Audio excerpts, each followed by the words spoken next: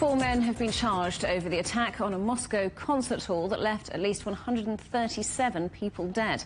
The suspects, who Russian media say are Tajik nationals, appeared in court in Moscow and had apparently been badly beaten. They were remanded in custody on terrorism charges. The Islamic State group said its members carried out Friday's attack, claims backed by US and French intelligence. France has now raised its terror alert to the highest level after the attack. The Kremlin says it believes that Ukraine was involved. Well, let's talk now to our correspondent, Dasha Chernyshyova, who's in Moscow. So, Dasha, what happened when these men appeared in court?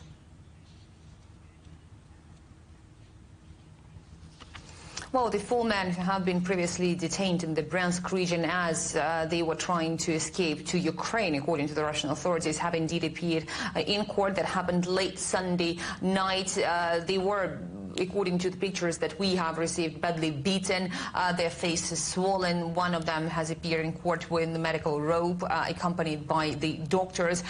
They all were they were all charged with terrorism. At least 2 of them have pleaded guilty. They will remain in the pre-trial detention until the 22nd of May. This is when the court hearing and the trial is expected to take place. We understand that they all faced lifetime in prison. Obviously, there has been a lot of discussion with regards to the investigation, but the Kremlin did not provide any comments, saying that it is the very sensitive information. Neither did the Kremlin comment on the state and the treatment of the suspects.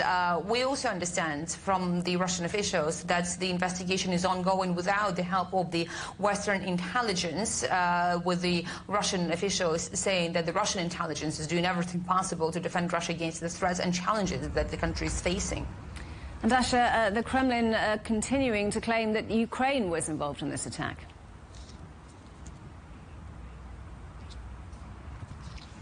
Well, to the moment, the Kremlin did not provide more comments apart from what we know. They have said, however, that no coherent version of the investigators have been provided so far. So the Russian president has said that Ukraine could be involved because of the opening that was allegedly prepared to for these 4 men in the border with Ukraine. However, many experts say that if there is an opening prepared on the Ukrainian side, there has to be an opening prepared on the Russian side as well.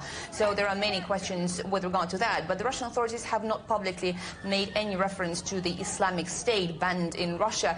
At the same time, we are hearing the Russian authorities and the Kremlin itself saying that Russia understands the necessity of international cooperation when it comes to the international fight against terrorism, saying that at the moment, however, with the increasingly escalated international situation in terms of the geopolitics, it is very hard to continue this cooperation, but nevertheless it is a non-stop process. So from the Russian side, we haven't had any reference to the Islamic State, even though the US embassy has been warning Russia of a possible terrorist attack in the Russian capital. And also we have heard from the US officials saying that the videos released by the Islamic State following this attack are authentic.